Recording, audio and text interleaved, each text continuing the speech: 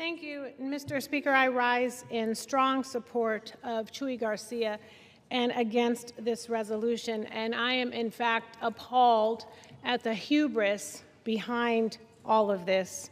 If this is not a question of legality, if this is not a question of state law, then what is it a question of? I was in Chicago with Congressman Chuy Garcia when hearings were held about the inhumane and barbaric treatment of Chicagoans across his district and other districts by this administration and by ICE. And I saw his conviction, his commitment, his love for not just his district, but the city in which he was born and lives. This is a man who is a legend. He is a legend to his district, and he is a legend in this Congress. And I don't understand why we are having to debate him. This is character assassination.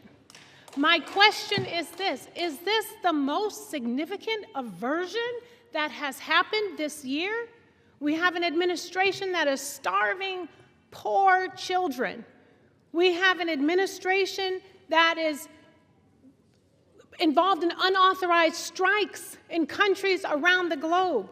We are in the midst of fighting for survivors by getting the Epstein files released. We are in the fight of our lives to make sure that Americans can afford health care that they deserve. That is what we should be debating. Those are issues that are far more pressing and critical to Americans. I was home in my district this weekend. Not one person asked me about Chuy Garcia. Not one person in my district or in my state. We have to worry about our own districts. Isn't that what people say? What's happening in your district?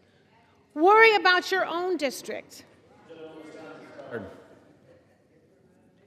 Mr. Speaker, I'd like to yield an additional minute. The gentlewoman is recognized for an additional minute.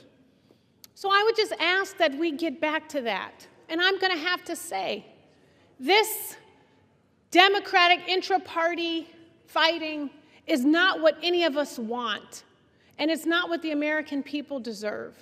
And I would hope that we would get back to focusing on the issues that are most critical. And if any of us have an issue with what's going on in somebody else's district, we should have the decency and respect to go to them and ask them about what's going on in their district before we do all of this kind of character assassination on this House floor. And with that, I yield.